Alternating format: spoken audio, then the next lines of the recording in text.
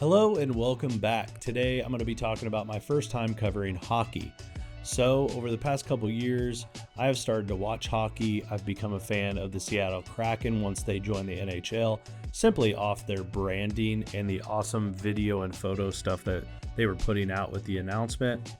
And lucky enough, their affiliate team in the echl is the Kansas City Mavericks, so just a couple hours north. And we have been going to a few of their games the past couple of years. And so I reached out to the media team to see if I can go out and cover a couple games this season. And they approved all 3 dates that I shot their way. And so last weekend I went up for the Saturday game and gave it a shot.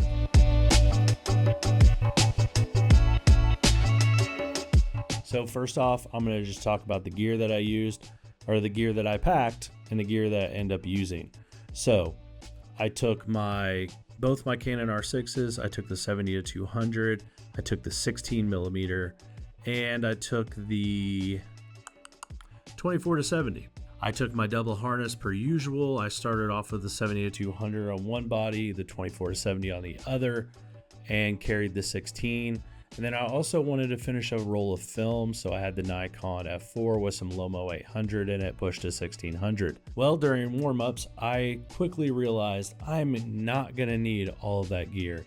So during warm-ups, I finished the film, put that away, and I even proceeded to put my second camera away with the 24-70, realizing that the 70-200 is going to do exactly what I need.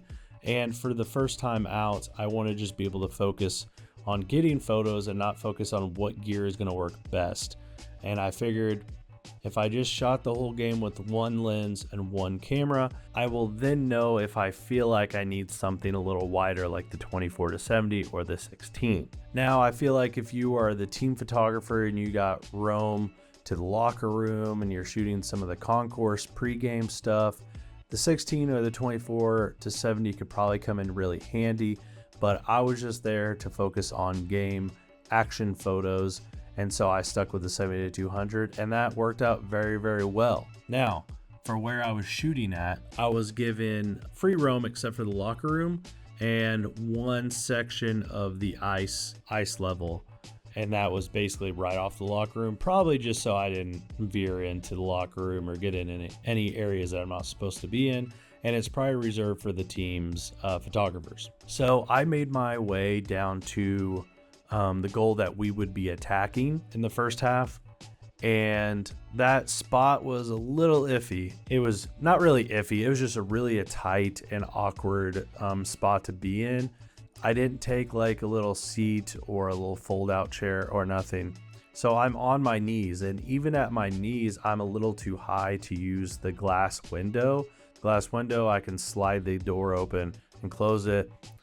That way the puck doesn't fly through, and I can stick my lens through there, get some shots. The biggest hurdle was figuring out the best way to kneel to be at a good spot to move from side to side when they're coming behind the goal or coming towards the goal and shooting down the ice.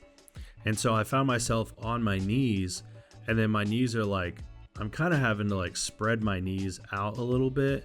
I'm on the metal stairs. And even then I'm still kind of struggling. It's a core workout basically. So that was a struggle, just trying to find the comfortable position to be able to move and follow the play and also be ready to slam that door closed. If a puck gets thrown around my way on a pass on the backboard or whatever. And then, another struggle is that hockey is just very, very fast, and you're trying to follow a small black puck. It's hard enough as a spectator for me to even follow the puck and see where it's at. So I'm like trying to be very alert and get my focus. That's another struggle. Hitting the focus and also getting the shot composed properly where you don't have to do too much cropping after the fact. So anyways, that was the first half. I stood up at the end of that half and my knees were killing me, but you do what you got to do and you learn.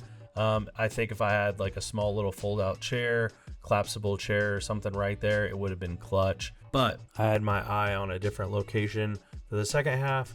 I got there and it had a sticker that it was reserved for the team photographer. So I was like, you know what? I'll go up to the second level. It's club seating. maybe I can get something shooting down onto the ice. But it's not like baseball. Shooting through the net in baseball is a lot easier. Shooting through the net at hockey is pretty much unusable. You're going to see the net because you're not close enough to it to make it not appear in the photos. So second half, I went down and I found a section just above the ice a little bit, shooting through the glass. And some of those photos came out very well, pretty decent with some cropping, but you're still going to see a little bit of the glass lines in it. But third half, I figured I would just play, or I would shoot from the side that we are defending. So I was going to be able to focus on our goalie, focus on our defenders, and try to get some shots. So this spot I was able to stand. I had the window to myself because it was only reserved for the second half for the team photographer. So he went back down to the goal that we were attacking. So I was shooting a lot of the defense end of stuff. I decided not to shoot through the opening, the third half, and just try to focus on just getting as many photos as possible. Try to shoot some portraits, the action, try to get some of the bench, and just focus on my photos and not so much about how to get into this window and move properly and stuff, because it would have still been, I still would have been a little slouched to get into that spot. Even though it wasn't on stairs, it still is at a weird height for someone like me that's like 6'1", 6'2". And so a stool right there would have been clutch, something to know for my next 2 games if I decide to go back up. I got a lot of my best photos, I feel like, through the glass in the third. And then we got lucky. Well, not so lucky. We went to overtime because the visiting team tied it up. And so the goalie switched, and then I was on the attacking end, and I just stayed where I was. It was only like a 5-minute intermission right there. They switched sides, got their starters out there, and so I was able to shoot some of the overtime as we were attacking the goal that I was by. Sadly, we lost in overtime, so nothing crazy there, but overall, great learning experience. I think this is the one sport I might like more as a spectator, but it was my first time learning the ins and outs of it by just kind of just going and trying it out like you do with most sports when you're, taking photos of stuff. So with that said, a few things I'll probably try to figure out before I go to the next game, either this week or in a couple weeks. I have one more date that they approved. Try to get one of those collapsible chairs or maybe some knee pads for that one spot to shoot from, because I feel like the other side of the goal where I could be maybe stand is probably reserved because it's a little bigger area. So I assume that's reserved for the team photographers. So with that said, get a collapsible chair, and the 7200 was easily the best choice. Maybe take the 300 and see what that does up top. Maybe that will be a little better dealing with the net, or try to find somewhere side ice up a little higher with the 300. Could be really, really, really good. So maybe I'll pack the 300 next time.